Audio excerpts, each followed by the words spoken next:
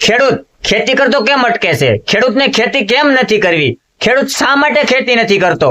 ખેડૂત એટલા માટે ખેતી નથી કરતો જે ખેતરમાં નાખે છે એ પ્રમાણે એને ઉત્પાદન પૂરતું હવે તો મળતું નથી, અને બીજું કે એને પોષણક્ષમ ભાવ પણ નથી મળી રહ્યો.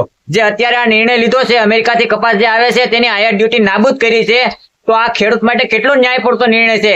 ખેડૂતને અત્યારે 30-30, 35-35 વીઘા વાળા જમીનના જે ખાતેદારો છે એ લોકો પણ અત્યારે ધંધો કરવા માંગે છે, ખેતી કરવા નથી માંગતા. કારણ કે ખેતી કરશે તો અત્યારે જેટલું ખેતીમાં નાખે છે એટલું પૂરતું ક્યારેક મળતું પણ નથી.